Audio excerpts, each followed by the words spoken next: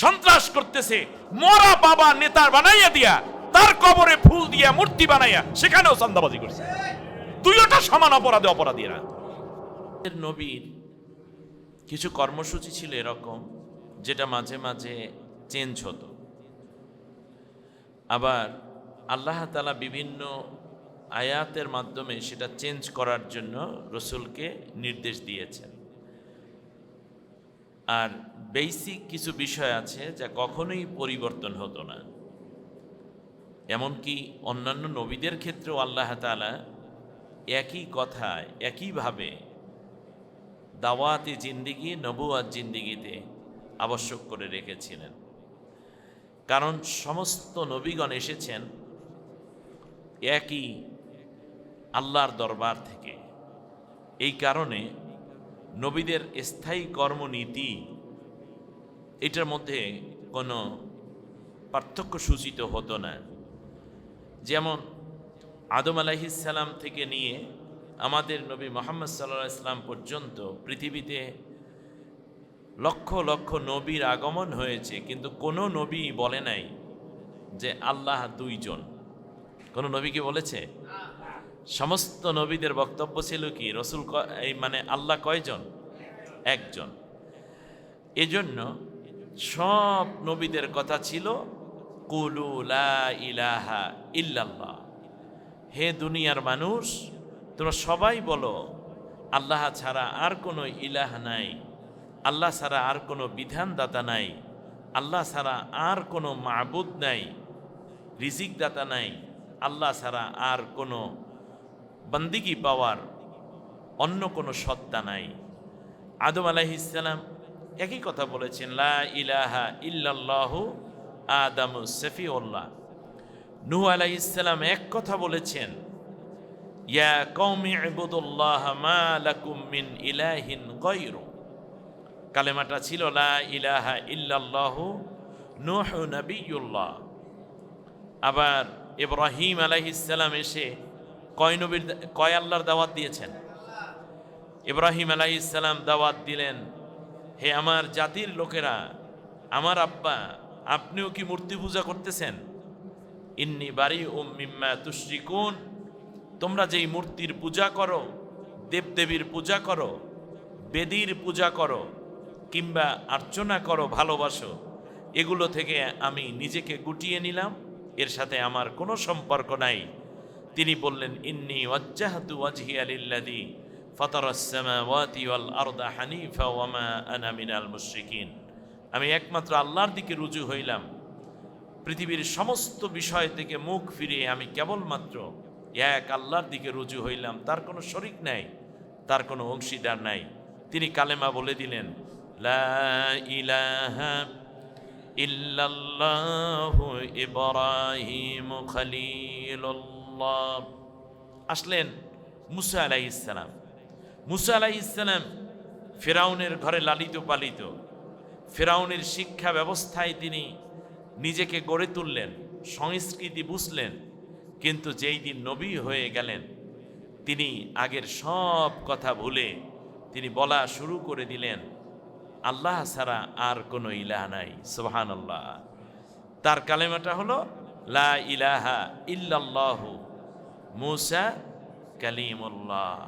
এমনি করে ইউনুস আলাইহিসসালাম, দানিয়াল আলাইহিসসালাম, লূত আলাইহিসসালাম, ইদ্রিস আলাইহিসসালাম, সেখান থেকে ধরে ঈসা আলাইহিসসালাম, তিনিও বললেন লা ইলাহা ইল্লাল্লাহু ঈসা রূহুল্লাহ। ঈসা আলাইহিসসালাম কয়জন আল্লাহর দাওয়াত দিয়েছেন? এক আল্লাহ। আমার আপনার নবী বিশ্বনবী মুহাম্মদুর রাসূলুল্লাহ সাল্লাল্লাহু আলাইহি ওয়াসাল্লাম দুনিয়ায় আসলেন। ঈসা আলাইহিসসালাম থেকে মাঝখানে প্রায় 500 বছর অতিবাহিত হয়ে গেল। এক নবী আর এক নবীর সাথে দেখা নাই। 500 বছরের ন্যূনতম 5 প্রজন্ম শেষ হয়েছে। কারো সাথে কারো কোনো পরিচয় পরিচিতি নাই। অথচ ঈসা আলাইহিসসালাম যেই কালেমার দাওয়াত দিলেন, লা ইলাহা ইল্লাল্লাহ অংশ সমানই রইল, আল্লাহ ছাড়া আর কোনো ইলাহ নাই। রাসূল সাল্লাল্লাহু আলাইহি ওয়াসাল্লাম বললেন, লা ইলাহা ইল্লাল্লাহু মুহাম্মাদুর রাসূলুল্লাহ। কারণ নবীগণ সবাই পৃথিবীতে এসেছেন কার টার্গেটে? আল্লাহ তাআলার টার্গেটে। এজন্য আজকে খুতবার আলোচ্য বিষয় হচ্ছে নবীদের কাজটা আসলে কি ছিল। এমনকি আমাদের নবীও, তাহলে বোঝা যায় কর্মনীতির, স্থায়ী কর্মনীতির মধ্যে একটা হলো যে কোনো নবী মুশরিক ছিলেন না। আলহামদুলিল্লাহ বলেন। পৃথিবীতে আদম আলাইহিসসালাম থেকে নিয়ে মুহাম্মদ রাসূলুল্লাহ সাল্লাল্লাহু আলাইহি ওয়াসাল্লাম পর্যন্ত যত নবী এসেছেন, কোন নবী কোনো মূর্তি পূজারী ছিলেন না। কোন নবী কোনো মূর্তি পূজা করেননি। সুবহানাল্লাহ। এটা ছিল নবীদের স্থায়ী কর্মনীতি। বিশ্বনবী সাল্লাল্লাহু আলাইহি ওয়াসাল্লাম এবং সমস্ত আম্বিয়া আলাইহিমুস সালামের দ্বিতীয় আর একটা কর্মনীতি হলো, আল্লাহ রাব্বুল আলামিন বলছেন, শোনো, শারা'a লাকুম মিনাদ-দীনি মা ওয়াসসা বিহি নূহা ওয়াল্লাযী আওহাইনা ইলাইকা ওয়া মা ওয়াসাইনা বিহি إبراهيم وموسى وعيسى أن أقيموا الدين ولا تتفرقوا فيه سبحان الله। আল্লাহ তাআলা সব নবীদের স্থায়ী কর্মনীতি এক নম্বরে ঘোষণা করলেন আল্লাহ এক, ওয়াহদানিয়াত, তাওহীদের দাওয়াত দেয়া। সব নবীদের উপর এক কর্মসূচি, এবং সব নবীগণ এক কর্মসূচিটি পৃথিবীতে তাদের দায়িত্ব পালন করেছেন। সেটা কি? আল্লাহ কয়জন? একজন। দ্বিতীয় কর্মনীতি হলো, আল্লাহ রাব্বুল আলামিন বলেন, ও নবী, তোমার উপরে আরেকটি স্থায়ী কর্মনীতি আমি তোমাকে দান করলাম। সেটা শুধু তোমার উপরে না, তোমার পূর্বে যত নবী এসেছে, বিশেষ করে নূহ আলাইহিস সালাম, সেখান থেকে কিছু কিছু নবীর নাম আমি মাঝখানে বলে যাচ্ছি। ইব্রাহিম, মূসা এবং ঈসা থেকে নিয়ে তুমি পর্যন্ত সব নবীর আর একটা দায়িত্ব ছিল এই যে তোমরা সবাই একমাত্র আল্লাহ রাব্বুল আলামিনের দ্বীন তথা ইসলামকে জমিনের বুকে প্রতিষ্ঠিত করবে, পরস্পরে বিচ্ছিন্ন হবে না। তো দ্বীন প্রতিষ্ঠা, ইসলামী হুকুমত প্রতিষ্ঠা, আল্লাহ রাব্বুল আলামিনের আইন ও কানুনকে জমিনে প্রতিষ্ঠা করা, এটা ছিল সব নবীদের স্থায়ী কর্মনীতি। সুবহানাল্লাহ বলেন। নবীদের উম্মত হিসেবে আমাদের কাজ কি? এই একই কাজ নাকি? আপনি ঈসা পয়গম্বরকে ধরেন, তিনিও এই দ্বীন প্রতিষ্ঠা করার কাজের ছিলেন। আমাদের দেশে কি ইসলাম প্রতিষ্ঠা আছে? নাই। প্রতিষ্ঠা যে থাকে তাকে আরবিতে বলে মুকিম। যে কায়েম থাকে তার আরবিতে কি বলে? মুকিম। মুকিমের বিপরীত শব্দ কি? মুসাফির। মুকিমের বিপরীত শব্দ কি? মুসাফির। তাহলে মুসাফির স্থায়ী কোনো কর্মনীতি দিতে পারে না। মুসাফির, তার উপরে নামাজও অর্ধেক, রোজা চাইলে রাখো, না রাখলে পরে রেখে দিও, অনেক বাইন্ডিংস তার উপরে। তাহলে যেই জমিনে দ্বীন প্রতিষ্ঠা নাই, সেই জমিনে দ্বীন তথা ইসলাম আছে মুসাফির অবস্থায়। আর মুসাফিরের অনুসারী হইলাম আমরা। বলেন তো দেখি, দ্বীন প্রতিষ্ঠা করার কাজ এটা সুন্নত, ওয়াজিব, নফল নাকি ফরজ? এই ফরজ কি শুধু এক নবীর উপরে না সব নবীর উপরে ছিল? আন আকিমুদ্দীন, সবাই দ্বীনকে প্রতিষ্ঠিত করো। দ্বীন যদি প্রতিষ্ঠিত হয় তাহলে আমরা দ্বীনের চারপাশে ঘুরতে পারি। আর আমাদের দ্বীন ইসলামকে আমরা রেখেছি মুসাফির অবস্থায়, তা আমরা মুকিম বানাতে পারিনি। বলেন দ্বীন প্রতিষ্ঠা করবে কে? হিন্দু, বৌদ্ধ, খ্রিস্টিয়ানরা নাকি মুসলমানরা? আমার দেশে যারা প্রেসিডেন্ট হয়ে আসেন তাদের বেশিরভাগ কি হিন্দু না মুসলমান? মুসলমান। প্রধানমন্ত্রী তারা কি? এখন যে তত্ত্বাবধায়ক সরকারে আছেন তাদের বেশিরভাগ কি? এই অন্তর্বর্তীকালীন সরকারে র্যাব, সেনা, নৌ, বিমান, সব জায়গায় যারা প্রধান হয়ে আছেন তারা কি অন্য ধর্মের না মুসলিম? তো সকলের উপরই ফরজ করা হয়েছে তোমরা দ্বীন, আমি আল্লাহর দ্বীন ইসলামকে প্রতিষ্ঠা করো। কিন্তু এরপরেও স্বাধীনতার 53টা বছর হলো আমরা দিন তো প্রতিষ্ঠা করি নাই, বরং যারাই ক্ষমতায় গিয়েছে, ক্ষমতায় যাওয়ার আগে কেউ হাতে তসবিহ নিয়েছে, কেউ উমরা করতে গেছে, কেউ বোরকা ধরেছে, কেউ জায়নামাজ নিয়ে দৌড়াদৌড়ি করছে, কেউ শাহজালালের মাজার জিয়ারত করছে, আর ক্ষমতায় যাওয়ার পরই ইসলামকে সবচেয়ে বেশি ক্ষতির মধ্যে ফেলে দিয়েছে। এত বড় নাফরমানি ইসলামের সাথে করেছে এরা, বাগাওয়াতি বেকজিমাম মুনাফিকি দিয়ে ভরা।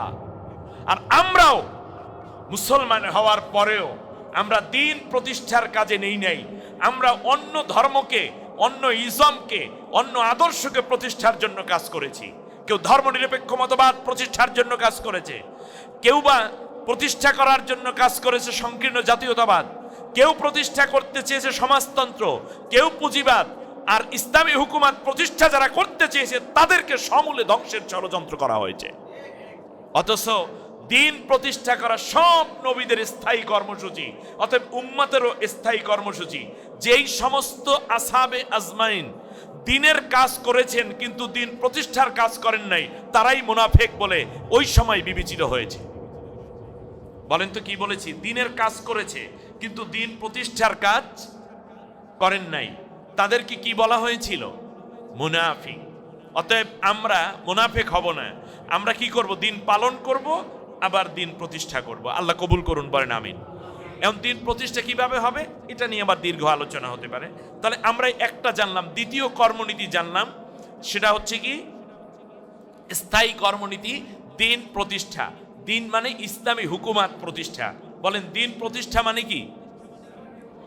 বিশ্বনবী সাল্লাল্লাহু আলাইহি ওয়াসাল্লাম মক্কায় 13টা বছর পর্যন্ত তার উপরে অর্পিত দায়িত্ব পালনের জন্য মানুষকে আহ্বান করলেন, নবীও চেষ্টা করলেন, কিন্তু মক্কায় আল্লাহ নবী দিন প্রতিষ্ঠা করতে পারেন নাই। দিন মেনেছেন, বলেন দিন মেনেছেন কিন্তু দিন প্রতিষ্ঠা করতে পারেন নাই। দিন প্রতিষ্ঠা মানে হচ্ছে, যেমন যে কোনো রাষ্ট্রই একটা নীতিতে চলে, একটা সংবিধানে চলে, একটা আইন ও কানুনের মধ্যে চলে। ওই রাষ্ট্রটা কেবলমাত্র আল্লাহ রাব্বুল আলামিনের দেওয়া আইনে চলবে, রাসূল সাল্লাল্লাহু আলাইহি ওয়াসাল্লামের দেখানো নীতিতে ওই রাষ্ট্রটা পরিচালিত হবে। এটাই হলো দিন কায়েম। ওই রাষ্ট্রের মধ্যে হিন্দু থাকবে, বৌদ্ধ থাকবে, খ্রিস্টান থাকবে, তারা রাষ্ট্রীয় যত রকমের আমল আছে এগুলো মেনে চলবে সবাই। কিন্তু ধর্মীয় আচরণ একান্তভাবে আলাদা যেগুলো করা হবে সেগুলো ধার্মিকরা মানতে বাধ্য থাকবে।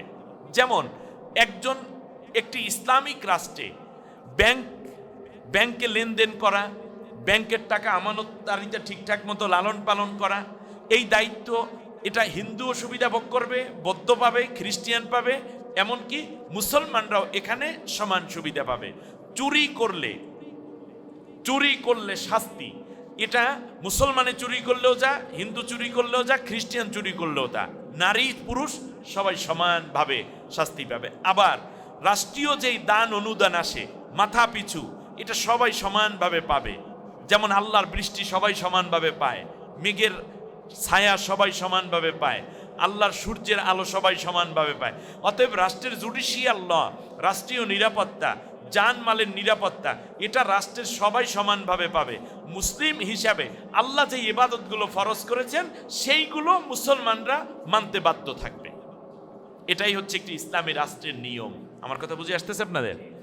তাহলে স্থায়ী কর্মনীতির মধ্যে আমরা পেলাম, 1 নম্বরে পেলাম আল্লাহর তাওহীদের দাওয়াত, এই ক্ষেত্রে নবীদের কোনো হেরফের নাই। দ্বিতীয় পেলাম আল্লাহ রাব্বুল আলামিনের দিন প্রতিষ্ঠার কাজ, এটাও সব নবী সমানভাবে স্থায়ীভাবে করেছেন। কোনো নবীর মধ্যে এর ব্যত্যয় ঘটে নাই। কোনো নবী বলেন নাই যে আমি শুধু দিন মানবো, ইসলাম মানবো, আল্লাহর দেওয়া হুকুম আহকাম মানবো, কিন্তু এটা জমিন চলবে কাফেরের আইনে, জমিন চলবে নমরুদের আইনে, ফেরাউনের আইনে, কিংবা জমিন চলবে এই আবু জেহেলের আইনে, অথবা এই সাদ্দাদের আইনে। এই কথা কোনো নবী বলেন নাই। সব নবী বলেছেন এই জমিনটা চলবে আল্লাহর আইনে, এই আইন আল্লাহ দিয়ে আমাকে দুনিয়ায় প্রেরণ করেছি। এই জন্য তদানীন্তন যারা আইন দিত তারা ওই নবীদের উপরে অত্যাচার করত। যেমন হজরতে নূহ আলাইহিস সালামের উপরে তৎকালীন লোকেরা প্রভাব প্রতিপত্তিশালীর এই অত্যাচার করেছে। মুসা আলাইহিস সালামের উপর অত্যাচার করেছে ফেরাউন রাষ্ট্রের কি রাষ্ট্রপ্রধান। এজন্য ফেরাউন, তার কারণ নবী চায় আল্লাহর আইন আর ফেরাউন চায় নিজের আইন। খেয়াল করেন নাই মনে হয়? ইব্রাহিম আলাইহিস সালামকে আগুনে ফেলে হত্যা করতে, আগুনের মধ্যে ফেলে দিয়েছে, যে তার নাম কি? নমরুদ। নমরুদ রাষ্ট্রের কি? রাষ্ট্রের প্রধান। কারণ নবীর কাজ হচ্ছে রাষ্ট্রে আল্লাহর আইন জারি করা, আর নমরুদের কাজ হইল এই আইন আমারটা চলবে, অন্য কারোটা না। মুহাম্মদ সাল্লাল্লাহু আলাইহি ওয়াসাল্লামকে হত্যা করতে চেয়েছে, যে তার নাম কি? আবু জেহেল। আবু জেহেল রাষ্ট্রের কি? রাষ্ট্রপ্রধান। নবী বলে আইন চলবে আল্লাহর, আর আবু জেহেল বলে আইন চলবে আমার। আজও সমাজের মধ্যে একদল চায় আল্লাহর আইন, আর এক দল কয় না আমার বাবারটা, আমার স্বামীরটা, আমার দাদারটা, আমার তালুরটা, আমার নেবারটা, আমার এই নানারটা, এই ধরনের কথাবার্তা বলে বলে বলে বলে তারা তালগোল পেঁচায়। আর যারা আল্লাহর দিন প্রতিষ্ঠা করতে চায় তাদেরকে হত্যা করতে চায়। সুতরাং একদিকে নবীর আইন ও নবীর দেওয়া তরিকা অনুযায়ী একটি দল তৈরি হলো, আর এক দল তৈরি হলো নমরুদ, ফেরাউন, হামান, এদের উত্তরসূরিরা। এখন আপনার বিবেচনায় আপনি নিয়ে আসুন, আপনি কার উত্তরসূরি হবেন? নবী রাসূলদের উত্তরসূরি নাকি ফেরাউন নমরুদের উত্তরসূরি? যদি এটাই হতে হয় তাহলে আপনাকে দিন প্রতিষ্ঠার আন্দোলনে শামিল হতেই হবে। কথা ক্লিয়ার? তাহলে দিন প্রতিষ্ঠার আন্দোলন এবং কাজে শামিল হলে আপনি মিশে যাচ্ছেন নবীদের সাথে। সুবহানাল্লাহ। আর যদি বিরোধিতা করেন তাহলে কাদের সাথে? ফেরাউন, নমরুদের, আবু জেহেলদের দলে। এখন সিদ্ধান্ত নিতে হবে আপনি কোন দলে থাকবেন। শুধু নামাজের মধ্যে থাকবেন, বাকি সময় উল্টাটা, এটা যেন না হয়। তাহলে স্থায়ী কর্মনীতির দ্বিতীয়টা জানলাম, নবীরা ছিলেন সবসময় কি? আল্লাহর দিন প্রতিষ্ঠার কাজ। আন আকিমুদ্দিন ওয়ালা তাতাফাররাকু ফিহি, এটা হচ্ছে সূরা সূরার 13 নম্বর আয়াত, 42 নম্বর সূরা। আপনারা পড়ে নিয়েন, এখানে এটা পুরো আপনি পেয়ে যাবেন। নবীদের কর্মসূচির মধ্যে আরো একটা স্থায়ী কর্মনীতি হলো সূরা নহলের 36 নম্বর আয়াত। আল্লাহ রাব্বুল আলামিন বলেন, ওয়ালাকাদ বা'আথনা ফি কুল্লি উম্মাতির রাসূলা আন ইবুদুল্লাহা ওয়াজতানিবুত তাগুত। আল্লাহ তাআলা বলছেন, নবীর তৃতীয় দফা স্থায়ী কর্মনীতি হচ্ছে এই যে সব নবীকে আমি আল্লাহ এই কাজ দিয়ে পাঠিয়েছি, অতএব তোমাদের নবীও এই কাজটি করেছেন। সেটা কি? আনে ইবুদুল্লাহ, একমাত্র, কেবলমাত্র, শুধুমাত্র আল্লাহর ইবাদত করবে। কার? আর একটু জোরে বলেন। ইবাদত হবে একমাত্র কার? এজন্য আল্লাহ রাব্বুল আলামিন আমার আপনার নবীকে যখন নবুয়াত দিলেন, তিনি সাফা পাহাড়ের কিনারে আরবের মানুষদেরকে ডাকলেন ভুরি ভোজ করানোর জন্য, বেশি বেশি খাওয়ানোর জন্য। নবী আগের থেকেও কাফেরদের সাথে, নবুয়াত পাওয়ার আগেও সব মানুষের সাথে ভালো সম্পর্ক ছিল। 40 বছর নবীর বয়স। নবী লোকদেরকে ডাকলেন আবু জেহেল, আবু লাহাব, উতবা, শাইবা, রবিয়া, উমাইয়া বিন খলফ, আবু সুফিয়ান, সেখান থেকে ধরে অন্যান্যদেরকেও ডাকলেন। আল্লাহ নবী বললেন, আমি যদি বলি এই সাফা পাহাড়ের ওই পাশে একদল সশস্ত্র বাহিনী তোমাদেরকে এখন আক্রমণ করে শেষ করে দিবে, তোমরা কি আমার এই কথা বিশ্বাস করবা? জাতির লোকেরা বলল, মুহাম্মদ অবশ্যই সব বিশ্বাস করব। হযরতে রাসূল সাল্লাল্লাহু আলাইহি ওয়াসাল্লাম বললেন, বিশ্বাস করো, কিন্তু কেন বিশ্বাস করো একটু বলো। জাতির লোকেরা বলল, মুহাম্মদ জন্ম থেকে নিয়ে তোমাকে দেখতেছি, তোমার সাথে একত্রে ব্যবসা বাণিজ্য, ওঠা বসা, সামাজিক লেনদেন করেছি, কোনোদিন তুমি মিথ্যা বলো নাই। এমনকি আমরা তোমাকে আলামিন বলে সম্বোধন করি এবং তোমাকে আমরা এই উপাধি দিয়েছি। সুতরাং আজকে তুমি মিথ্যা বলবা এটাও আমরা বিশ্বাস করি না, আজকেও তুমি সত্য বলছো। সুবহানাল্লাহ। হ্যাঁ, আজকেও তুমি সত্যই বলছো। রাসূল সাল্লাল্লাহু আলাইহি ওয়াসাল্লাম জবাব দিলেন আল্লাহর কোরআনের আয়াত দিয়ে, ইয়া আইয়ুহান নাসু উবুদু রাব্বাকুমুল্লাযী খালাকাকুম ওয়াল্লাযীনা মিন ক্বাবলিকুম লাআল্লাকুম তাত্তাকুন। হে আমার জাতির লোকেরা, হে বিশ্ববাসী, মানব সভ্যতা, তোমরা এক আল্লাহর ইবাদত করো, যিনি তোমাদেরকে তৈরি করেছেন, সৃষ্টি করেছেন, তোমাদের পূর্বপুরুষদেরকেও সৃষ্টি করেছেন। অতএব সৃষ্টি যার, আইন তারটাই মানো, তারই ইবাদত করো, তার কাছেই মাথা নত করো, অন্য কোনো শক্তি কিংবা বিধিবিধানের কাছে নয়। সুবহানাল্লাহ। আনি'বুদুল্লাহ, আল্লাহর ইবাদত করো। সেই ইবাদত থেকে নবী প্রথম ইবাদতের দাওয়াত দিলেন। আর আল্লাহ তাআলার কাছে আমরাও বলি, ইয়াকা না'বুদু ওয়া ইয়াকা নাস্তাইন, আল্লাহ আমরা তোমারই ইবাদত করি, তোমার কাছেই সাহায্য চাই। সুবহানাল্লাহ। তাহলে ইবাদত হবে একমাত্র কার? আল্লাহ তাআলার। এই আয়াত যখন তিলাওয়াত হলো, সাথে সাথে আবু লাহাব চিন্তা করলো, এক আল্লাহর ইবাদত করলে আমাদের মূর্তিগুলো লাগবে কোন কামে? আমরা তো মূর্তির ইবাদত করি। আসলে মূর্তির ইবাদত না, মূর্তিকে উপকরণ বানাইয়া মানুষের উপর থেকে কিছু টাকা পয়সা আয় করা তাদের ধান্দা। আসলে তারাও মূর্তি পূজা করতো না, তারা জানে এই মূর্তিগুলো কি দিয়ে তৈরি, এই মূর্তিগুলো যে অসার এটা তারা জানতো। যদি নাই জানতো তাহলে রাসূল সাল্লাল্লাহু আলাইহি ওয়াসাল্লামের দাদা আব্দুল মুত্তালিব যখন আব্রাহা বাদশাহ, রাসূল সাল্লাল্লাহু আলাইহি জন্মের মাত্র 100 দিন আগের ঘটনা, আব্রাহা বাদশাহ যখন হামলা করতে আসলো বাইতুল্লাহর দিকে, তখন তিনি বাইতুল্লাহর ভেতরে ঢুকলেন, ঢুকে সুন্দর করে সব দেখে শুনে তারপর তিনি বাইতুল্লাহর দরজার সাথে দরজাটা লাগিয়ে দিয়ে দরজার সাথে চাবিটা ঝুলাইয়া রেখে বললেন, হে কাবার মালিক, তুমি তোমার ঘর রক্ষা করো, আমি কিছু করতে পারলাম না, আমি বড় অসহায় হয়ে গেছি। তাই মূর্তিরা 360টা মূর্তি বাইতুল্লাহর মধ্যে, একজনের নাম ইয়াজদান, আর একজনের নাম আহারমান, লাত, মানত, ওজ্জা, হাবল, কত বড় শক্তিশালী শক্তিশালী দেবতা তারা বলতো এগুলোকে, কিন্তু চাবি রেখে যায় কার কাছে? আল্লাহর কাছে। তাহলে বোঝা যায় তারা বুঝতো যে এই কাবা রক্ষা করা এই একটা মূর্তিতেও পারবেন, এগুলো সব অসার, এগুলো সব জড় পদার্থ, কাবা রক্ষা করার মালিক একমাত্র আল্লাহ। অথচ ওই কাবার ভিতরেই মূর্তিগুলোরে ঢুকাই রাখছে। যে নিজেকেও নিজের ঘরে নিজে রক্ষা করতে পারবে না এটা বুঝতো, এটা বুঝি তার ছেলের নাম রাখছে আব্দুল্লাহ। আব্দুল্লাহ অর্থ কি? আল্লাহর বান্দা। তাহলে বোঝা যায় আব্দুল মুত্তালিব তার আল্লাহকে তিনি চিনতেন, কিন্তু এই মূর্তির নাম ভাঙ্গাইয়া, যেমন আমাদের দেশে অনেকে দেখবেন মাজারের নাম ভাঙ্গাইয়া, বাবার নাম ভাঙ্গাইয়া। আরে স্বাধীনতার পর থেকে রাজনৈতিক দলের লোকেরাও বাবার নাম ভাঙ্গাইছে, বাবার নামে চান্দাবাজি আছে না নাই? আরে বাবার নামে মৃত্যুবার্ষিকী, জন্মবার্ষিকী কইরা কইরা সাধারণ মানুষের কাছে সমানে চান্দা উঠেছে, সন্ত্রাস করেছে বাবা। এই গেল রাজনৈতিক বাবা।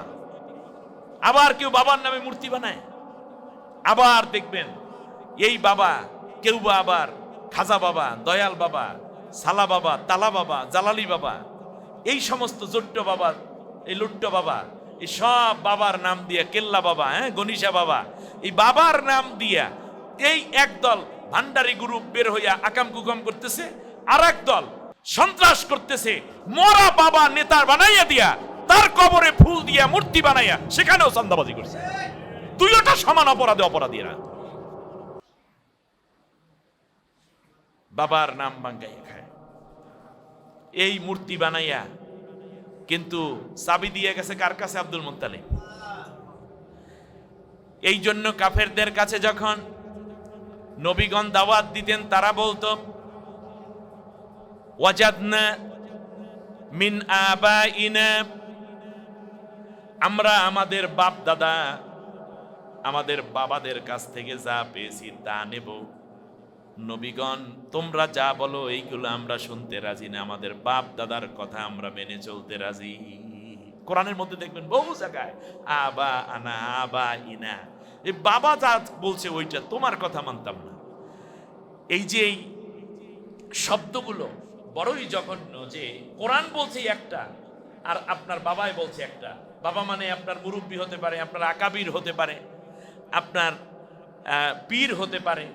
যদি কোরআন হাদিসের সাথে মিলে আলহামদুলিল্লাহ, কোরআন হাদিসে মিলে নাই বাবা সহবাদ, ঠিক না বলেন? ইব্রাহিম আলাইহিস সালাম বাবার কথা বাদ দিয়েছে, তার কারণ আল্লাহ তাকে নবী বানানোর পরে নবুয়াতি জিন্দিগির সাথে বাবার কথা মেলে না, বাদতেছে কারে? আল্লাহর কথা বাদতেছে না বাপরে বাদতেছে? কথা কয় না কেন?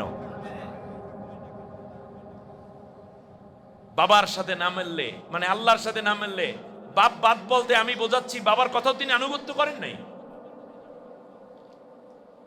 সন্তানবাদ, নূহ আলাইহিস সালাম যখন দেখলেন যে আল্লাহর কথার সাথে আমার ছেলে মেলে না, ছেলেবাদ যা। স্বামীবাদ, আসিয়া আলাইহিস সালাম দেখলেন স্বামী বলে একটা, আল্লাহ কয় আর একটা, আল্লাহরে নিয়ে নিলাম, স্বামীবাদ। স্ত্রীবাদ, লূত আলাইহিস সালামের স্ত্রী একরকম চলে, আল্লাহর কথার সাথে মিলে না, কয় তুই বাদ। টেকবে কারটা? এই মহান যুদ্ধে যারা জিতে যাবে তারাই দুনিয়ায়ও লাভবান, আখেরাতেও তারা বিজয়ের মালা পরবে। আপনি মনে করছেন মুশরিকের সাথে, ইসলাম বিরোধী কিংবা ইসলামকে ধ্বংস করে এদের সাথে আপনি আতাত করে করে চলে চলে লাভবান হবেন? আপনি লাভবান হতে পারবেন না। দুনিয়ায় অপমান, আখেরাতেও ধরা খাবেনই খাবেন। অতএব কথা স্পষ্ট, আপনার সিদ্ধান্ত যেন আল্লাহর দিকে হয়, সেই দিকে আপনার খেয়াল রাখতেই হবে। আল্লাহ রাব্বুল আলামিন বলেন, শোনো, এমনি করি। আমার নবী বলল, যখন বললেও এক আল্লাহর ইবাদত করো, সাথে সাথে আপন চাচা আবু লাহাব উঠাইয়া পাথর মারে। এর আগেই খাওয়া দাওয়া করছে, ঘরে খাইছে। কারণ খাওয়াইয়া লইলে কথা আছে কি, মুখে দিলে চোখে লাগ, পেটে দিলে পুটেশ হয়। তা আমি একটা নতুন কথা বলছি, কিন্তু আবু জাহেল, আবু লাহাব, উতবা, সাইবারা দেখলো যে যেই জিনিসকে কেন্দ্র কইরা এত বছর ধরে চান্দাবাজি করে খাইলাম, সাধারণ মানুষের উপর থেকে এই ছাগল নিয়ে আসিস, আহারমান দেবতা, তোর ব্যবসায় লাভ হয় না, আহারমান দেবতারে দিয়ে দাইস, তাহলে হবে কি, এই আহারমান দেবতার কাছে আমি পৌঁছাই দেবো, আনে একেবারে দেখবি আনে ঠিক তাহাজ্জুদের রক্তে পৌঁছাই দেবো, ছাগল দিস দুইটা, বাস 2 বকরি নিয়ে হাজির। বকরি কি আহারমান দেবতায় খাইছে? মনে আহারমান দেবতার নাম ভাঙ্গাইয়া তারা কি করছে? খাইছে। এমনি করে করে বহু দূর দরাজ থেকে মূর্তি নিয়ে আসতো। প্রত্যেক কম চাইতো বাইতুল্লাহর মধ্যে তার একটা দেবতা থাকুক, আর এলাকায় যাইয়া বলবে যে আমাদের দেবতা একেবারে মূল ঘরের ভিতর ঢুকানো আছে, খালি আমার এখানে দাও, ওখানে খালি পৌঁছাইয়া দেবো, দোয়া কবুল হয়ে যাবে, তোমার ব্যবসায় রমরমা। মেয়ের বিয়া হয় না, উট একটা দিয়ে যাও, 1 সপ্তাহে বিয়া হইয়া যাইবে, ইয়াজদান দেবতা। কি বুঝলেন? তোমার শরীর খারাপ, আসো আমার কাছে, লাত দেবতাকে দিয়ে দেবো। একটা উট নিয়ে ঘটনা, সে হলো নরসিংদীতে নতুন এক পীর আসছে, সব রোগ সে ভালো করে দিতে পারে, এমন এক কুতুব জ্বালাইছে এই নরসিংদীতে। তো নরসিংদীর গাবতলা, ওখান থেকে টেম্পুতে চড়ে পূর্ব দিকে যেতে হয় ভিতরে। ওই টেম্পুওয়ালারা প্রত্যেক টেম্পুর জন্য সেই একজন লোক নিয়োগ রাখছে। যেই লোকই যায় ওই টেম্পুতে তার একজন লোক আসেই আছে। তো অপরিচিত লোক হলে বোঝা যায় না, অপরিচিত লোক দেখলি ভাই ওই যে লোকটা, ও হইল ওর সাইমসা, ওই পীর সাহেবের সাইমসা। আপনার নাম কি? ভাই আমার নাম তো শাহজাহান। আপনার নাম শাহজাহান হইলে ওমান কেন্দ্রের না। তারপর যাইবেন কই? যাও বেলায়েত হুজুরের কাছে।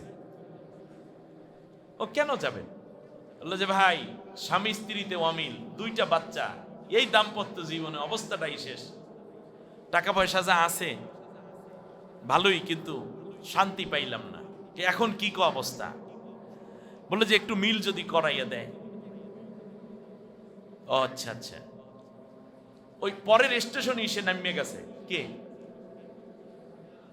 ওই যে সাইমসিয়া নাইমেই, জি ঋষভ, নাম শাহজাহান, স্বামী স্ত্রীতে অমিল, চেহারা এই, গায়ের রং এই, কর্তা এই রকম, একেবারে পুরোটা লইয়া লইছে। বাড়ি কোথায় সব কিছু ডিটেল। ভাই আপনার বাড়ি কইতেন, এত দূর থেকে আপনি আসছেন? আরে ভাই কইেন না, আমার বাড়ি হয়েছে সেই পঞ্চগড়ে, দূর থেকে শুই না পরে আসছে। বেশ ভালো কথা। উনি আবার এটা নোট ডাউন করেছে। ব্যাস যাওয়ার সাথে, শাহজাহান আসলি তো বেটা, অনেক দেরি হয়ে গেছে। ওই আছে আর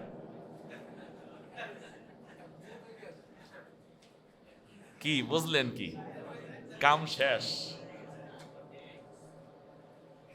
গাইবের মালিক কে? ও যে পাইলো অবশ্য কোন অন্য লাইনে পাইছে, কিন্তু ও বুঝলো কি গায়েব জানে বিশ্বাস। এরপরে বউটা ভালোবাসে না, ওর নাম তো পারুল, তাই না? আহা,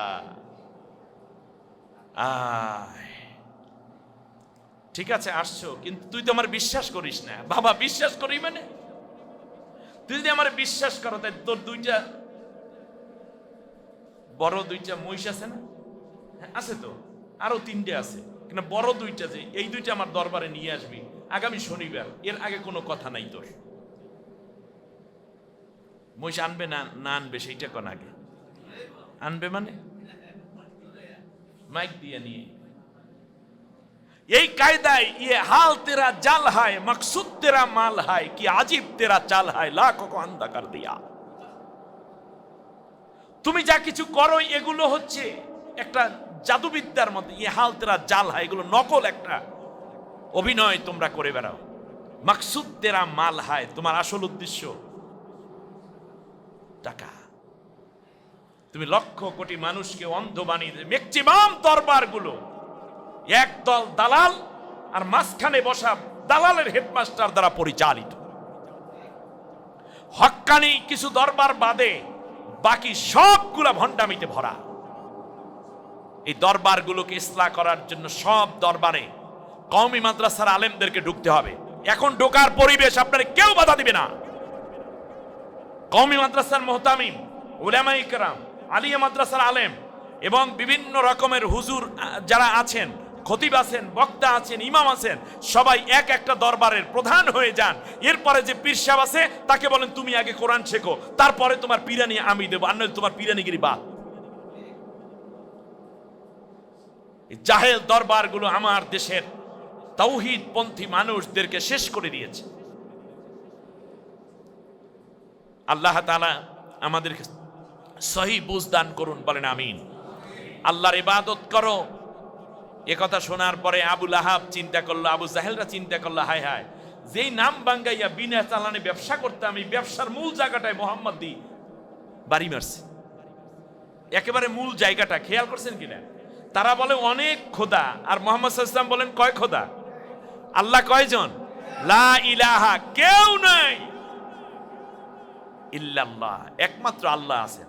তাহলে এতদিন পর্যন্ত 360 জনারে ডাকতো, আর এখন বলতেছি এরা কেউ না। তাই 360 জনারে যারা ধুইয়া মুছে রাখতো, রং টং কইরা রাখতো, তাহলে এই মুরিদ যারা আছে, অনুসারী যারা আছে, যারা মাল পানি কামাইতো, সবগুলার ব্যবসায় লালবাত্তি না? কথা কয় না কেন?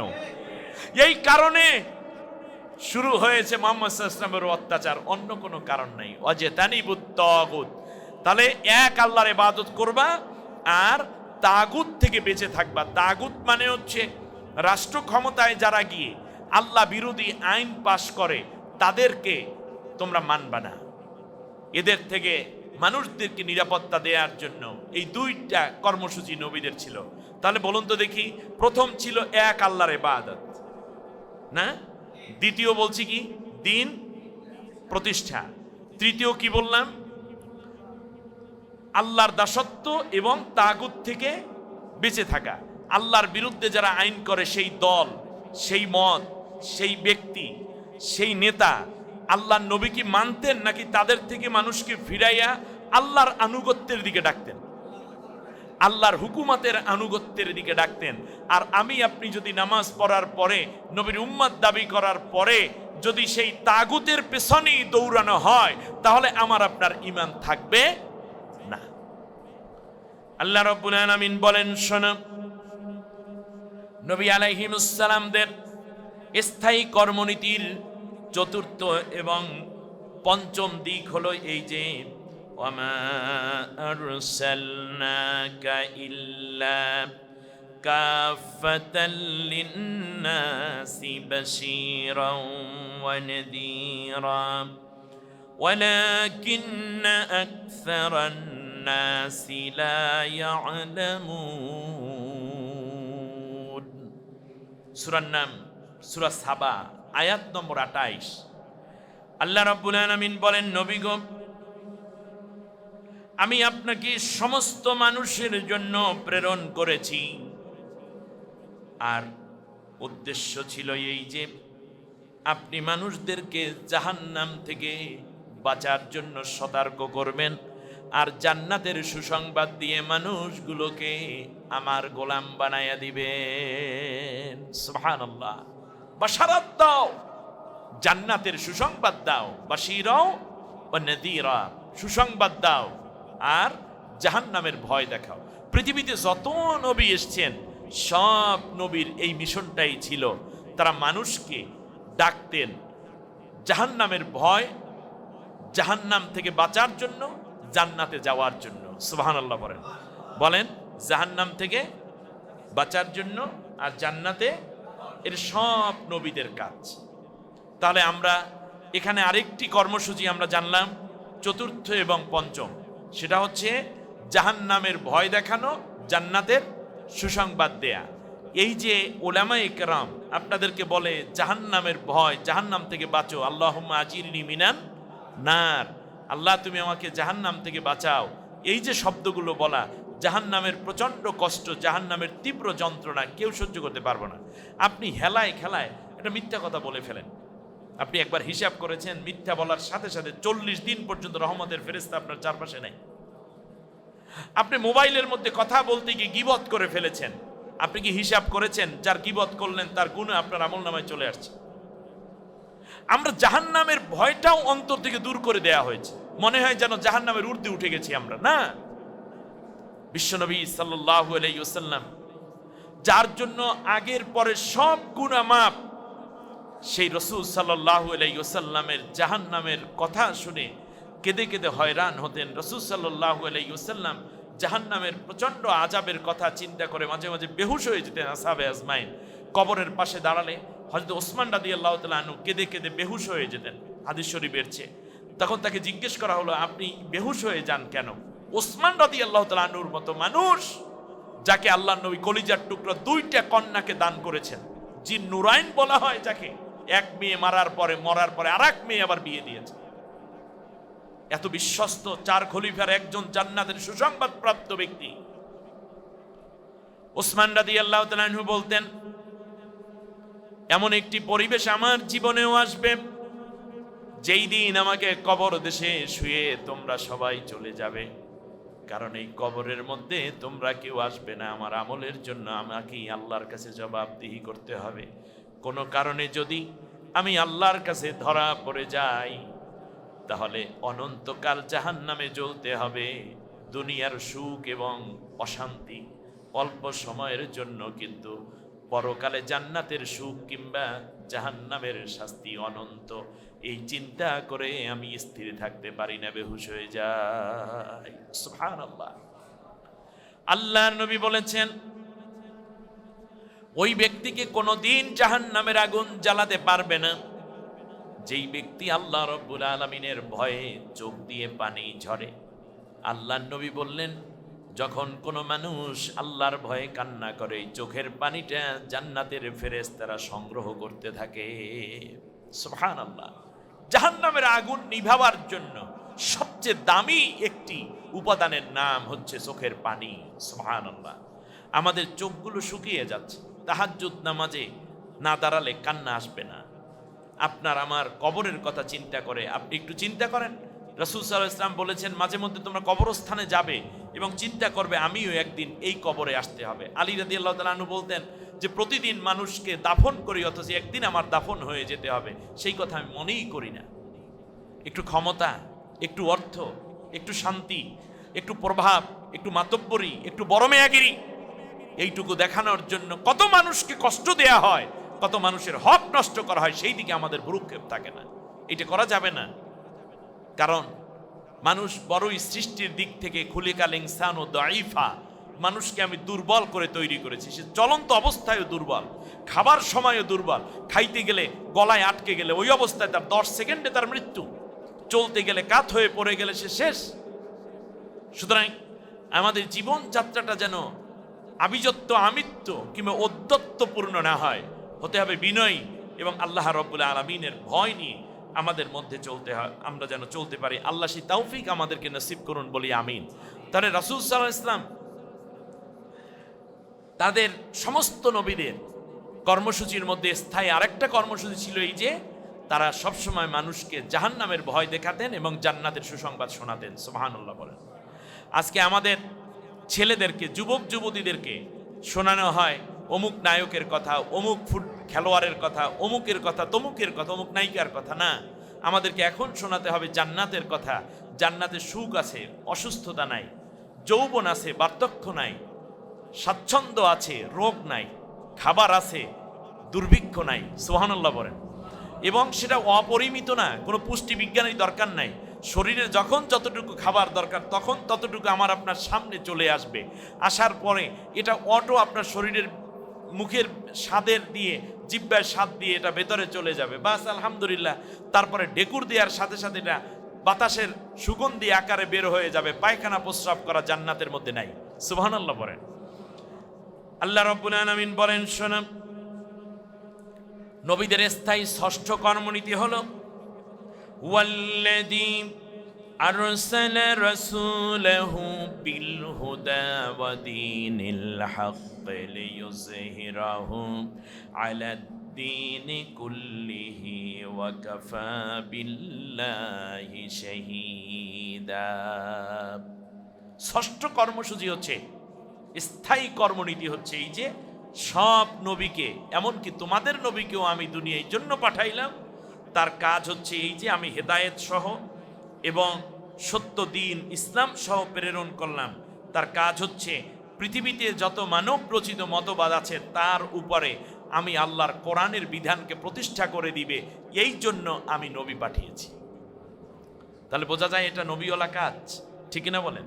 তা নবীওয়ালা কাজের মধ্যে আর একটা কি বলেন তো দেখি? আল্লাহর দিন প্রতিষ্ঠা করা। কিসের উপরে? যত কুফরি মতবাদ আছে, আল্লাহ বিরোধী মতবাদ, আইন কানুন আছে, এইগুলার উপরে ওইগুলাকে সরিয়ে দিয়ে আল্লাহর আইন প্রতিষ্ঠা করা, এটা নবীওয়ালা কাজ। সুবহানাল্লাহ বলেন। আল্লাহ রাব্বুল আলামিন ঠিক একই কথা বলেছেন সূরা সফের 9 নম্বর আয়াতে।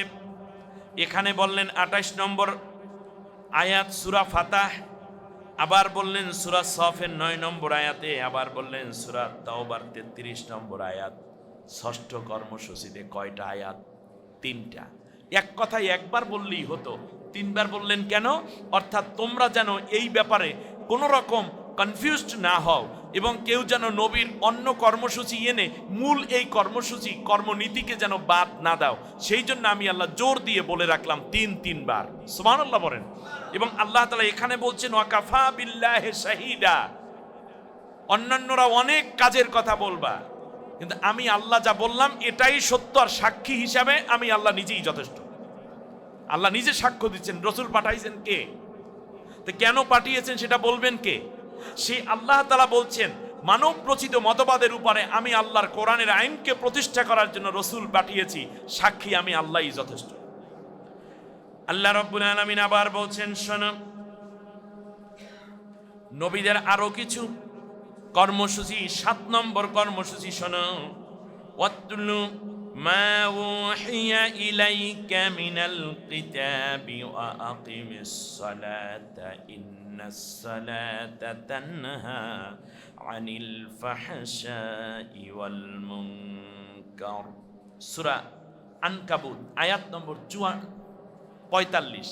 আল্লাহ রাব্বুল আলামিন নবীর 7ম কর্মসূচি ঘোষণা করে বলছেন যে শোনো, নবীর কাজ হলো আমি যে আয়াত নাজিল করি এই আয়াতটাকে মানুষের কাছে তেলাওয়াত করে শুনাইয়া বুঝাইয়া দেবে, এইটা ছিল আমার নবীর কাজ। সুবহানাল্লাহ বলেন।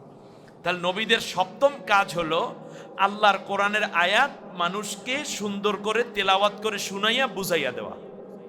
অতএব আমরা নবীওয়ালা কাজ যদি করি তাহলে ইনশাল্লাহ আমরাও কি করব বলেন তো? আল্লাহর কোরআনের আয়াত পড়ব, অর্থ বুঝাইয়া মানুষদেরকে সেই আমলের জন্য উদ্বুদ্ধ করব। কথা বুঝে আসছে কিনা বলেন তো? তাহলে কোন কিতাব থেকে আমরা বেশি বেশি তেলাওয়াত করব? জোরে বলেন, আল কোরআন। এজন্য আল্লাহ রাব্বুল আলামিন বলছেন শোনো। আর 8ম কর্মসূচি হচ্ছে আকিমিস সালাহ, নামাজ কায়েম করা। এই পৃথিবীতে যত নবী এসেছেন সব নবীর স্থায়ী কর্মনীতির মধ্যে একটা, সব নবী নামাজ কায়েম করবে। সুবহানাল্লাহ বলেন। সব নবী ছিলেন নামাজি, কোন নবী বেনামাজি ছিলেন না। কথা বুঝে আসছে? শরিয়া ভিন্ন হলেও কোন নবী বেনামাজি ছিলেন না। অতএব বেনামাজিরা নবীর উম্মত হতে পারে না। সেই দিন দেখলাম সোশ্যাল মিডিয়ায় এক ভণ্ড বলছে, আমি তো এইভাবে বকাঝকা দিতে অভ্যস্ত নয়, যাই হোক মুখ থেকে বের হয়ে গেছে, তো কত মানুষের ঈমান নষ্ট করছে। বলছে যে তুমি যা কিছু চাবা কার কাছে চাবা? সে আবার ওয়াজও করতেছে, মুরিদরা বলতেছে যে আল্লাহর কাছে, কারণ আল্লাহর কাছে তো নাই কিছু, চাবা খাজার কাছে। আপনি চিন্তা করতে পারেন, এরাও বাংলাদেশে জীবিত থাকে, এরাও প্রচার করে, এরাও হাজার রকমের কথা বলে মানুষকে এইভাবে পথভ্রষ্ট করছে। আমরা মনে করি এদের কাছে আমাদের দাওয়াতও পৌঁছানো আমরা পারি নাই। আশা করি এই ভাইদেরকে আল্লাহ তাআলা হেদায়েত দান করুন, আমরা আল্লাহর কাছে দোয়া করি, বলি আমিন। তবে এই রকম ভণ্ডের কাছে যারা গেছেন তারাও জাহান্নামে যাবেন, কারণ চাইতে হবে কার কাছে? ওয়াইজা সাআলাকা ফাসআলিল্লাহ ওয়াইজা সাআলতা ফাসআলিল্লাহ। যখন চাও তখন কার কাছে? ইয়াকা না'বুদু ওয়া ইয়াকা নাস্তাইন। আল্লাহ তোমারই ইবাদত করি, কেবল তোমার কাছেই চাই। আহা, মানুষগুলো কি বানাচ্ছে এরা? খাজার কাছে নাকি চাইবে? ও তো নিজেই তো খাজা মরে গেছে। যদি খাজা মাইনুদ্দিন চিশতি রাহমাতুল্লাহ আল্লাহ তাকে জান্নাতুল ফেরদাউস নসিব করুন, বলেন আমিন। তিনি ছিলেন একজন সবচেয়ে বড় মর্দে মুজাহিদ। তিনি পৃথ্বীরাজের বিরুদ্ধে যুদ্ধ করে এই ভারতীয় উপমহাদেশে প্রায় 90টা বছর পর্যন্ত আল্লাহর কোরআনের শাসন জারি রেখেছিলেন। সুবহানাল্লাহ। আল্লাহ রাব্বুল আলামিন বলেন, শোনো, ওয়াল্লাযী بعث في الأميين رسولا منهم يتلو عليهم آياته ويزكيهم ويعلمهم الكتاب والحكمة وإن كانوا من قبل لفي ضلال مبين। سبحان الله। এখানে আল্লাহ রাব্বুল আলামিন বলেন, শোনো, নবীদের জন্য সবচেয়ে বড় দায়িত্ব হলো এই যে আমার নবীর, তোমাদের নবী বিশ্বনবী মুহাম্মদ সাল্লাল্লাহু আলাইহি ওয়াসাল্লামের উপরে স্থায়ী কর্মনীতি হলো এই যে তিনি কোরআন তেলাওয়াত করে শোনাবেন। কি করবেন বলেন? ইয়াতলু আলাইহিম আয়াতিহি, তিনি কোরআনের আয়াত তেলাওয়াত করে শোনাবেন। ওয়ায়ুযাক্কিহিম, এবং তিনি মানুষকে গুনাহ থেকে বিরত থাকার জন্য পবিত্র পরিশুদ্ধ করবেন। সুবহানাল্লাহ পড়েন। তাহলে কোরআন তেলাওয়াতের কাজ যারা শিখায় তারা নবীওয়ালা কাজ শিখায়, যারা মানুষের আত্মশুদ্ধ গুনাহ থেকে বাঁচার তালিম দেন তারাও নবীওয়ালা কাজ করছেন। সুবহানাল্লাহ পড়েন। এরপরে কি? এরপর হলো কোরআনের বাস্তব প্রশিক্ষণ দেওয়া। অর্থাৎ যেমন বলা হলো যে সুদ হারাম, ব্যবসা হালাল, এটা কি শুধু তেলাওয়াত করবেন নাকি ব্যাংক প্রতিষ্ঠা করে দেখাতে হবে? তাহলে এই বাস্তব প্রশিক্ষণ। এরপরে বলছে জাহিদু ফিল্লাহ, আল্লাহর পথে জিহাদ করে। এখন জিহাদ কি, কেন, কিভাবে, এইটা নবী বাস্তবে দেখাইয়া দেবে। এইটা হলো ইউআল্লিমুল কিতাব ওয়াল হিকমা, এবং জ্ঞান বিজ্ঞান শিক্ষা দিবেন। সুবহানাল্লাহ। তাহলে এখানে 7 আর এখানে আছে 4, 7 আর 4 কত? এই 11 দফা কর্মসূচি। এরপরে আল্লাহ রাব্বুল আলামিন আবার বলছেন, শোনো, আমার নবীকে তোমাদের জন্য আরো কিছু কাজ দিয়ে আমি আল্লাহ প্রেরণ করেছি। এবার নবীর জবান থেকে আল্লাহ তাআলা এই একই কথা শুনুন কতগুলো আয়াতে আল্লাহ বলছেন। সূরা জুমার 62 নম্বর আয়াতে, সূরা বাকারার 129 নম্বর আয়াতে একই কথা বলেছেন আল্লাহ। সূরা বাকারার 151 নম্বর আয়াতে আবার বলেছেন। সূরা আলে ইমরানের 164 নম্বর আয়াতে আবার বলছেন। সূরা কাহাফের 27 নম্বর আয়াতে একই কথা বলেছেন। সূরা নমলের 92 নম্বর আয়াতে, সূরা আম্বিয়ার 45 নম্বর আয়াতে, এরপরে আবার বলেছেন সূরা আম্বিয়ার 25 নম্বর আয়াতে। সুবহানাল্লাহ পড়েন। এই 11 নম্বর, মানে 7 আর 4 11। এবার রাসূল সাল্লাল্লাহু আলাইহি ওয়াসাল্লাম বলেছেন আমি কেন আসছি, আবার শোনো তোমরা। আল্লাহর নবী বলেছেন, শোনো, বুইস্তু মুআল্লিমান, আমি তোমাদের কাছে শিক্ষক হয়ে প্রেরিত হয়েছি। সুবহানাল্লাহ পড়েন। তা রাসূল সাল্লাল্লাহু আলাইহি ওয়াসাল্লাম কি? শিক্ষক। আপনি স্বামী, আপনি ভালো স্বামী হতে চাইলে নবীকে ফলো করেন। স্বামীরা, স্বামীদের আদর্শ, স্বামীদের শিক্ষক মুহাম্মদ সাল্লাল্লাহু আলাইহি ওয়াসাল্লাম। পিতা, আপনি ভালো পিতা হতে চান তাহলে রাসূল সাল্লাল্লাহু আলাইহি ওয়াসাল্লামকে ফলো করুন। আপনি ভালো শিক্ষক হতে চান, নবীর দিকে তাকান। রাসূল সাল্লাল্লাহু আলাইহি ওয়াসাল্লাম বলেছেন যে আল্লিমু মানুষকে শিক্ষা দাও। ওয়ালা তাকতিফ, রাগ করো না। ওয়াইজা গদাবতা ফাসকুত, যদি বেশি রাগ আসে শিক্ষক হিসেবে তুমি চুপ থাকো, কারণ তোমার চুপ থাকলেই ছাত্রের মনে যন্ত্রণা শুরু হয়। ছাত্রের সাথে শিক্ষক কথা না বললে তার মনে একটা কষ্ট লাগে। এই জন্য দেখা যাবে ছাত্ররা দৌড়েই ওস্তাদের পায়ের কাছে চলে আসবে, স্যার একটু কথা বলেন, হুজুর কি আমার কি বেয়াদবি হয়েছে একটু বলেন। এই যে একটা লাঠি দিয়ে পিটাইও না, পিটানোর দরকার নাই। তোমার চুপ থাকাই আদর্শ শিক্ষক তোমার জন্য যথেষ্ট হয়ে যাবে। এরপরে আপনি ব্যবসা করতে চান, আপনি রাসূল সাল্লাল্লাহু আলাইহি ওয়াসাল্লামের দিকে তাকান। আপনি ব্যবসায়ীদের শিক্ষক মুহাম্মদ সাল্লাল্লাহু আলাইহি ওয়াসাল্লাম। আপনি সেনানায়ক হতে চান, তাহলে সেনাপতি যিনি মুহাম্মদ সাল্লাল্লাহু আলাইহি ওয়াসাল্লামকে ফলো করুন, আপনি ভালো শ্রেষ্ঠ সেনানায়ক। আপনি কমান্ডার হতে চান, রাসূল সাল্লাল্লাহু আলাইহি ওয়াসাল্লামের মতো কমান্ডার হন। এমনি করে জীবনের প্রত্যেকটা পদে পরতে, আপনি ইমাম হতে চান, আপনি রাসূল সাল্লাল্লাহু আলাইহি ওয়াসাল্লামকে ফলো করুন। আপনি বক্তা হতে চান, রাসূল সাল্লাল্লাহু আলাইহি ওয়াসাল্লামকে ফলো করুন, আপনি ভালো বক্তা হয়ে যাবেন। সুবহানাল্লাহ। আয়েশা রাদিয়াল্লাহু তাআলা আনহা বলেন, রাসূল সাল্লাল্লাহু আলাইহি ওয়াসাল্লাম কথা বলতেন, কখনো কখনো তার চেহারা লাল হয়ে যেত, কারণ একটু রাগস্বরেও মাঝে মাঝে তিনি বলতেন। তিনি আস্তে আস্তে কথা বলতেন, গুনে গুনে নেওয়া যায় এমন ফাঁকা ফাঁকা করে কথা বলতেন, খুব দ্রুত কথা বলতেন না। সুবহানাল্লাহ বলেন, দ্রুত কথা বলতেন না। আল্লাহ রাসূল সাল্লাল্লাহু আলাইহি ওয়াসাল্লাম দ্রুত কথা বলতেন না। কেউ যদি চায় কতটা শব্দ নবীজি বলেছেন তা তিনি বের করতে পারতেন, যে নবী সাল্লাল্লাহু আলাইহি ওয়াসাল্লাম কয়টা শব্দ বলেছেন আজকে। সুবহানাল্লাহ। এবং রাসূল সাল্লাল্লাহু আলাইহি ওয়াসাল্লাম এবার বলছেন, বুইস্তু মুআল্লিমা, আমি শিক্ষক হয়ে প্রেরিত হয়েছি। সুবহানাল্লাহ।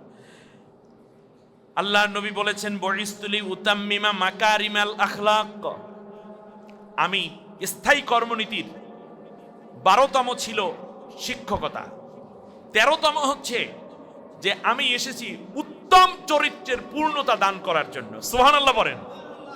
উত্তম চরিত্র কাকে বলে? আপনি যদি দেখতে চান রাসূল সাল্লাল্লাহু আলাইহি ওয়াসাল্লামকে দেখেন। চরিত্র কোনো অ্যাডভার্টাইজ করার বিষয় নয়, চরিত্র হচ্ছে মানুষকে প্রভাবিত করতে পারে আপনার দিকে এমন একটি চমৎকার ফ্লেভার যা অল্প সময়ের মধ্যেই আপনার ভিতরে ফুটে ওঠে। ওয়াদা পালন, আমানতদারিতা, ঝগড়া না করা, পরিবেশ সুন্দর রাখা, পরিষ্কার পরিচ্ছন্নতা, নিজাম, মনোযোগ কিংবা ইবাদতে আন্তরিকতা, অন্যায়ের প্রতিবাদ করা, ন্যায়ের পক্ষে সমর্থন করা ইত্যাদি সবটা বিষয়ে আপনি দেখবেন পরিষ্কার পরিচ্ছন্ন একজন মানুষ বিশ্বনবী মুহাম্মদুর রাসূলুল্লাহ সাল্লাল্লাহু আলাইহি ওয়াসাল্লাম। আমি আপনাদের কাছে সবচেয়ে বড় একটি দাবি করব, আপনারা যদি সম্ভব হয় তাহলে কমপক্ষে আগামী বছর রবিউল আউয়াল আসার আগ পর্যন্ত একটি সিরাত গ্রন্থ, যে কোনো একটা সিরাত গ্রন্থ কিনবেন। শামাইলে তিরমিজি কিনতে পারেন, আপনারা পাইলে সিরাতে সাইয়্যেদে সরওয়ারে আলম এটা কিনতে পারেন, নবী মুহাম্মদ সাল্লাল্লাহু আলাইহি ওয়াসাল্লাম এটা কিনতে পারেন। এরকম অনেক সিরাত ইবনে হেশাম আছে, সিরাত ইবনে ইসহাক আছে, আসাহুস সিয়ার এটা চমৎকার সিরাত গ্রন্থ, অথবা রাসূল সাল্লাল্লাহু আলাইহি ওয়াসাল্লামের সিরাত কোষ বইটা ছোট। এরকম শত শত সিরাত গ্রন্থ, যে কোনো একটা সিরাত গ্রন্থ আপনার জীবনে হলেও একবার আপনি পড়ে শেষ করবেন। আল্লাহ আমাদের কবুল করুন, বলি আমিন। বুইস্তু লি উতাম্মিমা মাকারিমাল আখলাক, উন্নত চরিত্র। রাসূল সাল্লাল্লাহু আলাইহি ওয়াসাল্লামের কাছে বাবা সন্তান নিয়ে এসে বলছে যে রাসূল, আমার সংসারের নিত্য নৈমিত্তিক খাবারের পরে যে আয় করি তাতে করে মিষ্টি অতিরিক্ত কেনা এটা আমার জন্য কষ্ট, কিন্তু আমার এই ছেলেটা মিষ্টি খেতে ভীষণ অভ্যস্ত, এ মিষ্টি ছাড়া কিছু বোঝে না, একটু নসিহত করে দেন ও যেন মিষ্টি একটু কম খায়। রাসূল সাল্লাল্লাহু আলাইহি ওয়াসাল্লাম বলেন, আগামী দিন এসো, বাস আগামী অমুক দিন এসো। 5-6 দিন পরে আবার আসলো, বললো যে শোনো এখন তুই মিষ্টি একটু কম খাবে, একটু কম খাবে। লোকটি জিজ্ঞেস করলে, ইয়া রাসূলুল্লাহ, তো আপনি সেই দিনই বলে দিতে পারতেন। বললো যে না, আমিও মিষ্টি পছন্দ করি, এই কয়দিনে আমার মিষ্টি খাওয়ার পরিমাণটা কমিয়ে দিয়েছি, আমারটা না কমাইয়া তোমার শিশু বাচ্চাকে কেমনে বলি তুমি কম খাও। কালকে সুবহানাল্লাহ বললেন। আমরা যখন বক্তব্য দেই, ওয়াজ করি, তখন এতগুলা বলতে পারি, কিন্তু নিজের আমলের মধ্যে কতটুকু আনতে পেরেছি। লিমা তাকুলুনা মা লা তাফআলুন, তুমি যা করো না তা অন্যকে কেন বলো। কাবুরা মাকতান ইনদাল্লাহি আন তাকুলু মা লা তাফআলুন, আল্লাহর কাছে বড় রাগ এই যে তুমি নিজে করবে না অথচ অন্যকে বলে বেড়াবে, এটা আল্লাহর কাছে বড়ই রাগের বিষয়। সুতরাং বুইস্তু লি উতাম্মিমা মাকারিমাল আখলাক, উন্নত চরিত্রের পূর্ণ রূপদান করার জন্য আমি প্রেরিত হয়েছি। নবী সাল্লাল্লাহু আলাইহি ওয়াসাল্লাম বলেছেন আবার 13 নম্বর স্থায়ী কর্মনীতি, বইস্তুলি কাসরিল মাঝামির, বাদ্যযন্ত্র উত্তেজনা সৃষ্টি করে, মানুষের অন্তরে আল্লাহর নাম ভুলিয়ে দেয়, কোরআনের তিলাওয়াত ভুলিয়ে দেয়, কিংবা মানুষের অস্বস্তি সৃষ্টি করে, এইরকম বাদ্যযন্ত্র ভেঙে দেওয়ার জন্য আমি প্রেরিত হয়েছি। সুবহানাল্লাহ। বইস্তুলি কাসরিল আসনাম, মানুষের আকৃতি দিয়ে হাজার রকমের দেবদেবী ইত্যাদি যে তোমরা বানিয়ে পূজা করো আল্লাহকে বাদ দিয়ে, এগুলোকে ভেঙে এক আল্লাহর ওয়াহদানিয়াত প্রতিষ্ঠা করার জন্য আমি প্রেরিত হয়েছি। সুবহানাল্লাহ। এই 15 দফা কর্মসূচি কোরআন এবং সুন্নাহর আলোকে আরো অনেকগুলো আছে, কিন্তু এইগুলো হলো সমস্ত নবীদের স্থায়ী কর্মনীতি। সুবহানাল্লাহ বলেন। এমনকি আমাদের নবীরও কর্মনীতি। এই কাজগুলোর সাথে যেন আমরা সম্পৃক্ত হতে পারি, এই কাজগুলো যেন আমরা জীবনে ধারণ করতে পারি, তাহলে নবীর সাথে আমাদের মিল হবে, আধ্যাত্মিক মিল হবে, রূহের মিল হবে, উম্মত এবং নবী হিসাবে আমাদের মধ্যে মিলে যাবে। কিয়ামতের দিন উম্মত বললে পরিচয় দেওয়ার দরকার নাই, নবী অটো আপনারে টান দিয়ে তার সাথে জান্নাতে নিয়ে যাবেন। আল্লাহ আমাদের কবুল করুন, আমিন। 4 রাকাত সুন্নাত যারা আগে পাননি মেহেরবানি করে